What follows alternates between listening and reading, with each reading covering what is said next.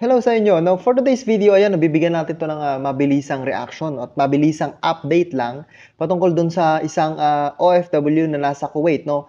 Hindi ko lang alam kung alam na ninyo tong balita na to, no? Ito, bibigyan ko lang kayo ng idea about sa gagawa natin na reaction.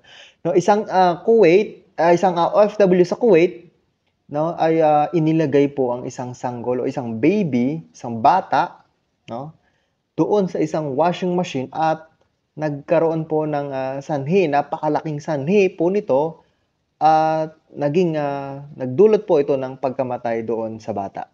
So nakakalungkot lamang dahil alam niyo, hindi ko alam kung anong pumasok doon sa OFW na yun. Siguro dahil mayroon din siyang stress din siya, may problema din siyang kinakaharap. Pero no, hindi yun valid para gumawa ka ng ganong kasalanan, no? Inalis mo yung buhay or ikaw yung kumuha ng buhay doon sa baby. Pero hinihiling lamang po natin doon sa mga all Filipinos na sana hindi ito maging sanhi, yung magiging dulot nito is mapapahamak din yung ating mga kababayan, no, doon sa Kuwait. So ayan, bigyan ko lamang kayo ng mabilisang update. Kung bago ka pa lamang sa aking YouTube channel, subscribe mo na yan. This is Boy Sausaw, ang sausawero sa issue ng iba.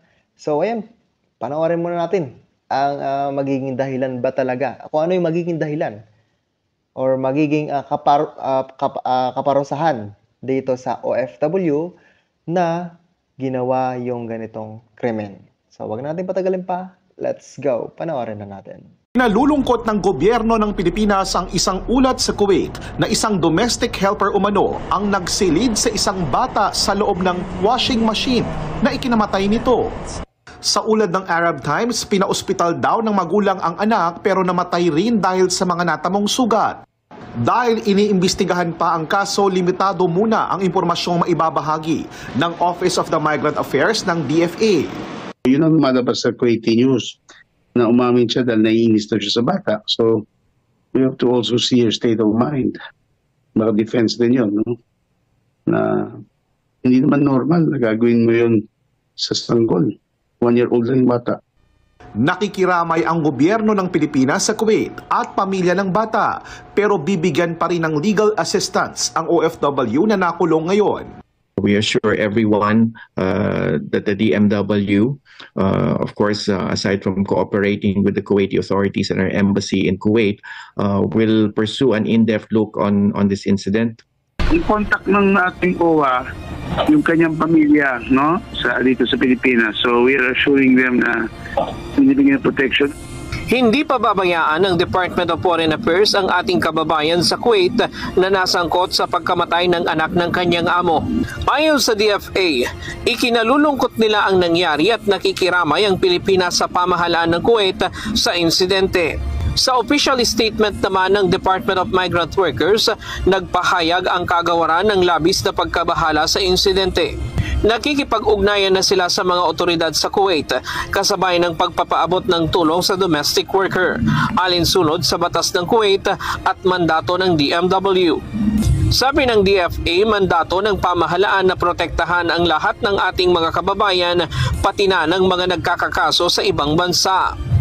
Pero alamin nila na responsibility din ng embassy na siguraduhin na may due process, na lahat ng protection sa batas ibibigay sa ating kababayan. Bibigyan ng legal assistance at posibleng psychological treatment ang OFW kung kinakailangan. Sa ulat na natanggap ng Embahada ng Pilipinas, isinilid umano sa washing machine ng Pinay OFW ang 18 buwang gulang na bata. Nagkasugat-sugat ito at binawian ang buhay. Pasalamat pa rin ng DFA at hindi ginantihan ng magulang ng bata ang OFW sa kanyang nagawa. Alam natin hindi normal yun, no? Maaring mayroong, baka she was depressed, baka bumabawi siya, or something, no? So, yun ang alam lang natin, may namatay na sanggol, 18 ilang buwan, 18 months. In a way, nagpapasalamat tayo na hindi yung sa galit ng amo, pinatay siya. Hindi nangyari yun, no? Sa ngayon, limitado ang impormasyong nakukuha ng Embahada ng Pilipinas sa Kuwait tungkol sa kaso. Kasi importanteng kaso to, hindi basta makukuha ng embassy natin lahat ng information kasi wala tayo sa Pilipinas, nasa Kuwait tayo. So sila ang batas nila, procedure nila umiiral. Hindi basta-basta na pagpipilitan ng ating ambassador or consul or labor attaché. Di ba? Kaya hihintayin natin na unti-unti. Hindi rin sila pwedeng magbigay ng iba pang mga impormasyon, lalo na baka magdulot lang ito ng ikapapahamak ng ating kababayan na sa ngayon ay itinuturing na suspect. Kahit na patuloy yung pakikipag-usap ng gobyerno dun sa Kuwait, ay sinabi pa po ng government natin na posible pong mahatulan ito ng death penalty. So nakakalungkot lamang po na balita itong inilabas ng Kuwait, no? Possible mahatulan ng death penalty. So ayan, panoorin natin tong isa pang balita. Let's go. Bisyo, isang Pilipina sa Kuwait na iniuugnay sa pagpatay sa isang sanggol ang posibleng mahatulan ng parusang kamatayan. Tanggap naman ni Foreign Affairs Undersecretary Eduardo de Vega ang galit ng publiko sa Gulf State kaugnay ng insidente, pero sinabi niya na posibleng humiling ang pamahalaan ng clemency o pagpapatawad para sa Pilipinong manggagawa.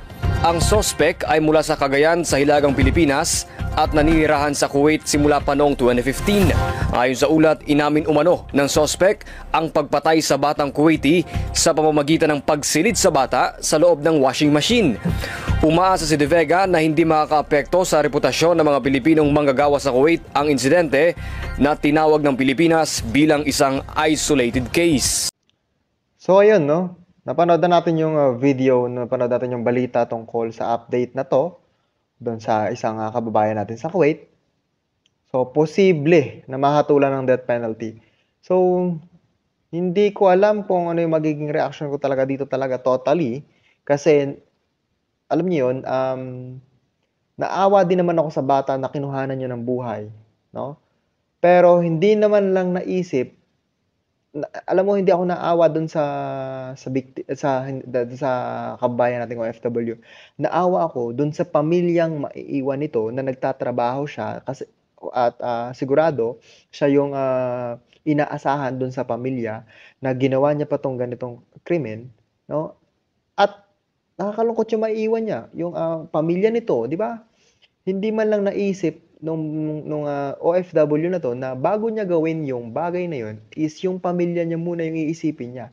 So kaya dun sa mga OFW natin dyan na nakikipagsapalaran sa ibang bansa like Middle East or sa iba pang mga bansa kagaya ng Hong Kong or kung ano pang inyong mga trabaho, pag-isipan po nating mabuti yung hahakbangin natin o yung gagawin natin kung ano ba talaga ang magiging epekto niyan, magiging dulot niyan sa atin at sa ating pamilya. Isipin natin, malayo tayo, hindi natin kasama ang ating pamilya.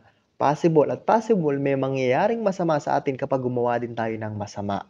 So ayun, no, sana isipin po nating mabuti bago tayo gumawa ng hakbang kung mabuti ba yan or makakasama sa atin at sa ating pamilya. So yun lang for today's video. This is Boy Sausaw, ang sausawero sa issue ng iba. Kung bago ka pa lamang sa aking YouTube channel, don't forget to subscribe and pakihit na rin po ng notification bell para lagi po kayo updated sa mga ganitong klase ng viral and trending issues. So once again, this is Boy Sausaw. Mabuhay po kayo lahat.